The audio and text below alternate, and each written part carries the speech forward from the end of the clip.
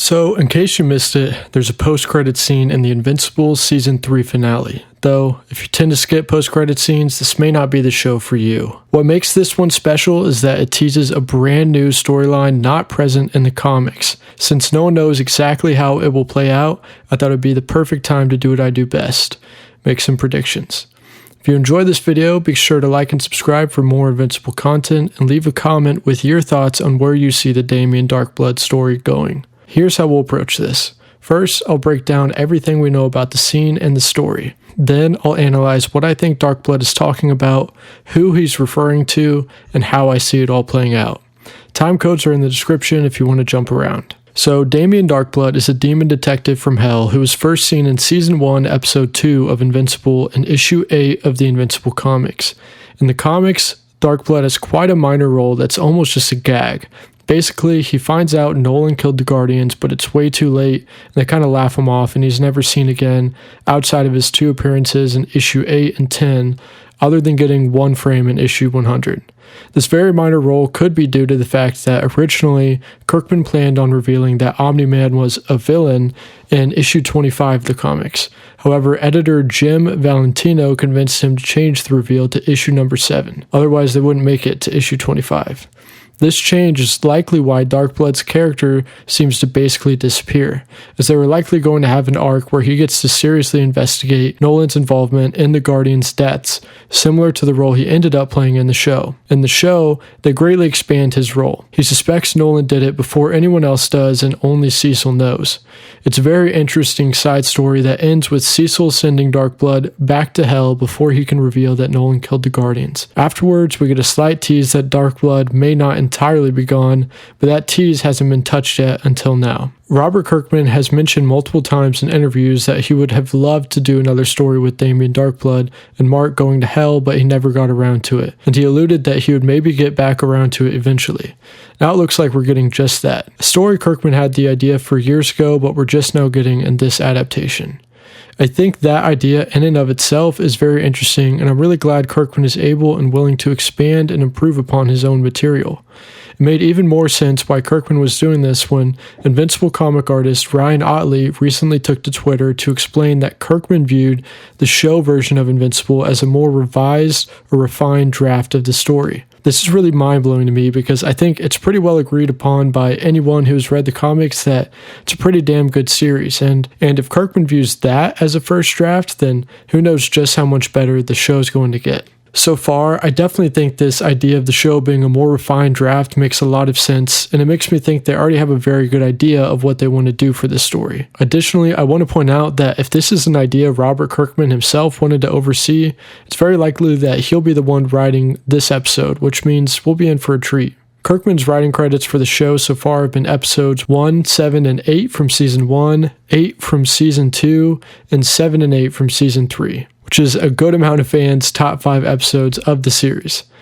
All of this to say, I'm incredibly excited to see where this story goes, regardless if any of these theories are correct or not. The post-credit scene itself plays out like this. Darkblood carves out a lovely looking pentagram symbol on the ground and slaps it, summoning this dude who's called the Great Beast, but kinda looks like a wimp. Darkblood tells him he has means of returning him to his infernal throne because there's a surface dweller of great power with a blackened heart that will be bound to his service, and Darkblood has means of conjuring said surface dweller to hell. A lot of vague information to unpack here and a shit ton of speculation to be had since we have absolutely no idea of how this will play out. Our only indication of where this may head is a quote from Robert Kirkman himself back in 2009 from the Fang Mail section of issue 15 of The Astounding Wolfman, where Kirkman says, "I'd actually planned on bringing Damien back in Invincible with the Going to Hell storyline." Since Season 3's finale, Kirkman also spoke to Variety saying that every superhero story has some chapter where they go to hell and fight the devil, so it's entirely possible that we may be doing something like that. Between these two quotes, I think it's safe to assume that this story that they're starting with Darkblood in the show will take influence from this scrapped idea that Kirkman is talking about, and that when we see this story in the show, somehow, some way, we'll be seeing Mark in hell fighting some version of the devil. Now, that still leaves out large pieces of information, like how Mark will get to hell and why Mark would end up there, but I think the biggest question people have is, who is Darkblood talking about in the post-credit scene? Well, I think to answer all of those questions, we've got to start with the biggest. Who is Darkblood talking about? In the scene, he mentions a surface dweller of great power they haven't seen for eons, and a blackened heart. I have one theory that I think is quite likely, but what fun would it be to not explore all the possibilities? So I'm going to do just that.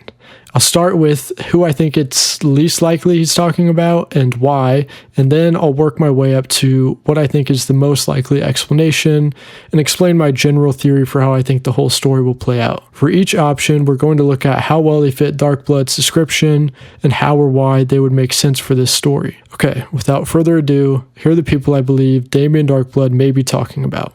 Let's get into it. Spawn.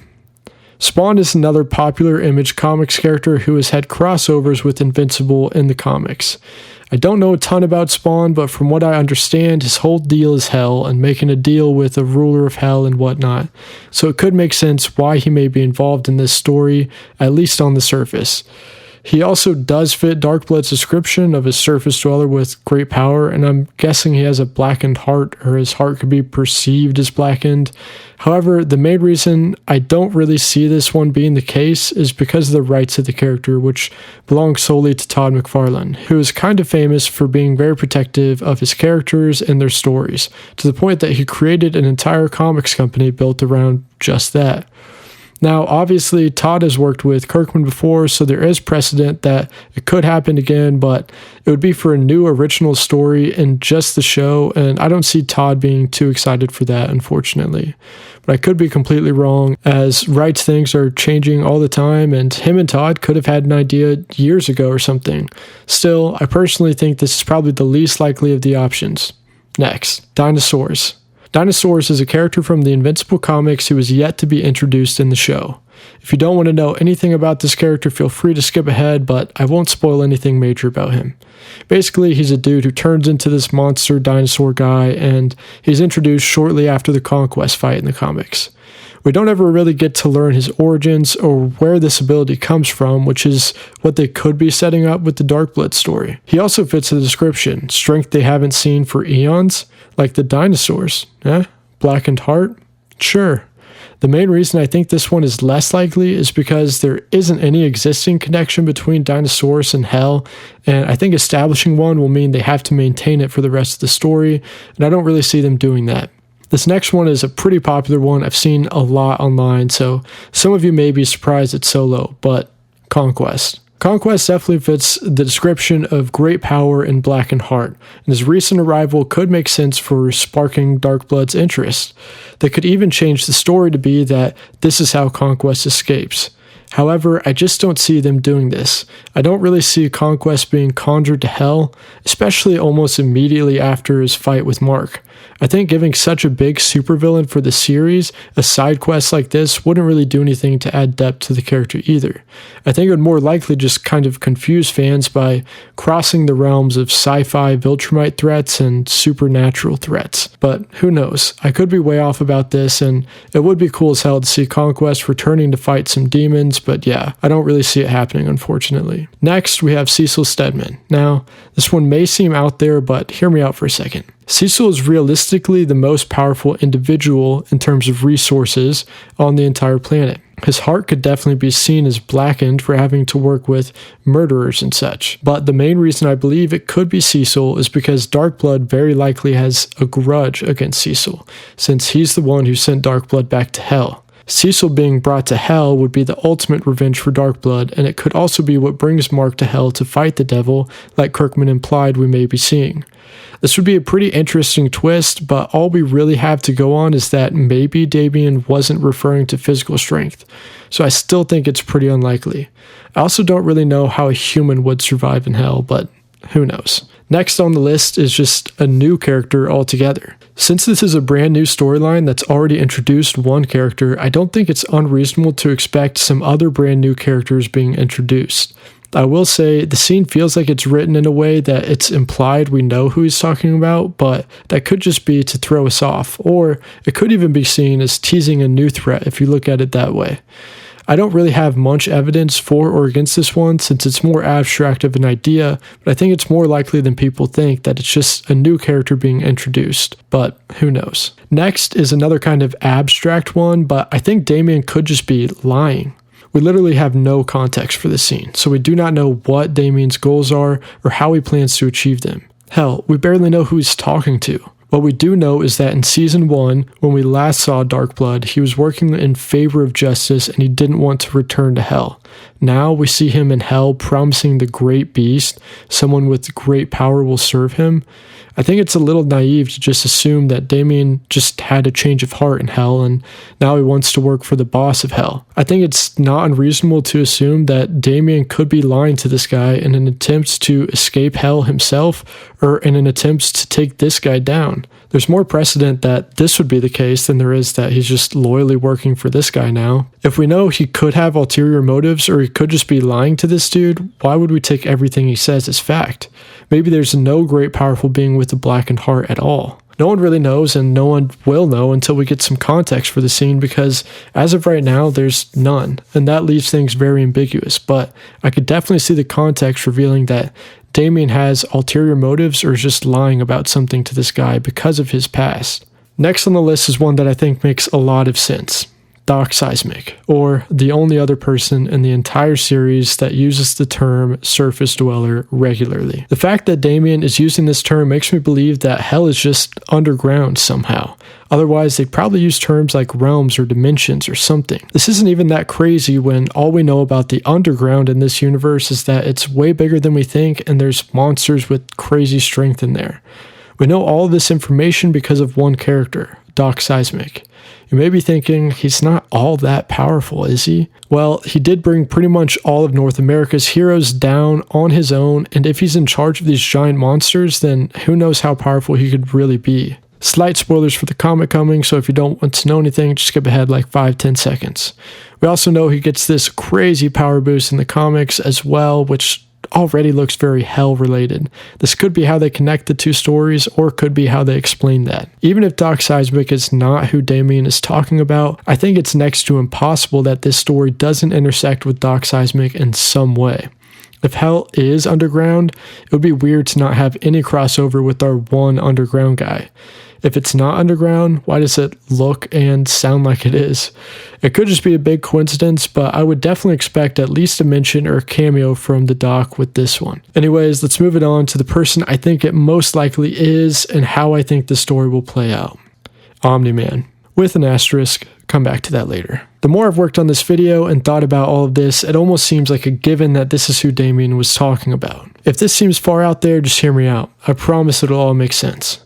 When Damien Darkblood was last on Earth, what was he doing? He was investigating Omni-Man's murder of the Guardians and trying to bring justice to Omni-Man before being sent back to Hell by Cecil. If Damien has been in Hell ever since then, he has no idea that Omni-Man was revealed as the killer of the Guardians, fought his son, and fled the planet. In fact, he probably just assumes that Cecil covered all of it up and that Omni-Man is still parading as a hero despite killing the Guardians. This not only makes sense for who he could be talking about, but it could also explain his motivations for this scene. It would make sense for Damien to work for this great beast if it meant bringing justice to Nolan, or it would also make sense for Damien to want to bring Nolan to Hell to kill the great beast. Maybe he even sees it as killing two birds with one stone. He'd be getting rid of a threat to the surface world, and he would be freeing himself from Hell or something. None of the other characters I've mentioned on the list make sense for motivations, which obviously we don't know yet without context, but based on everything we do know, it doesn't make sense for Damien to want to summon any of the other characters to Hell in benefit of his boss, except for Omni-Man, who also just so happens to fit the description perfectly, as Omni-Man was the most powerful being on the planet when Damien left, and Damien left knowing Nolan killed the Guardians, which explains the blackened heart. I know what all of you are thinking. In fact, I can sense the keyboard typing already. That doesn't make sense because Omni-Man's not on Earth. How would he summon Omni-Man to Hell? Blah, blah, blah. All I've said is it makes perfect sense that Omni-Man is who Damien is talking about, but I didn't say I think that's who Damien will summon. Remember that little asterisk? I think Damien will attempt to summon Omni-Man to hell, but will inadvertently summon Mark instead. We already covered how we know the story we're going to get will likely involve Mark in hell based on Kirkman's quotes. But I also think it's just safe to assume the main character of a show will appear in a story that takes place in their show. Other than maybe Cecil, none of the other options really had any opportunities for how Mark would end up in hell. I can't tell you how exactly I think it'll happen, but I think it would make sense if Damien was doing some spell or ritual to summon Nolan Grayson, but since Nolan is off-world, it affects Mark Grayson instead. I think this could even play into the themes they'll likely be exploring next season with Mark's eagerness to kill bad guys. Maybe Mark kills a bad guy who crosses the line around the time Damien's doing the spell onto Grayson, who was recently murdered, and that's why it affects Mark or something. Another way I could see them doing it is almost paying homage to Damien's role in the comics, and they make a bit out of Damien being late to the party, not knowing Omni-Man's already revealed himself and left the world. Just like how in the comics he didn't know Nolan had already revealed himself when he went to Cecil. It all just kind of depends on how it plays out, and really I could see it playing out in a variety of different ways, but I think it'd be very easy for them to explain why Mark is brought to hell instead of his father. So to put all the pieces together, I think Damien Darkblood is talking about Omni-Man in this scene because of what Damien was doing on Earth before being returned to hell. I also think it's likely that Damien has ulterior motives and may be trying to escape hell or kill his boss, and he believes bringing Omni-Man to hell will not only bring justice to Nolan, but also help him achieve these ulterior goals. I think when Damien tries to summon Nolan, he will accidentally summon Mark by mistake in an homage to the comics or by some magical mistake that ties into the themes. Then we will get a story where Mark is fighting the devil or whatever in hell, just like Robert Kirkman implied we would be getting with this story. This theory makes the most sense to me as it kind of answers all of the unknowns in a way that makes sense without stretching what we do know too thin. I recommend going back to rewatch this scene with this theory in mind. It makes a lot of sense and sets up for the kind of story Kirkman seems to be implying we'll get.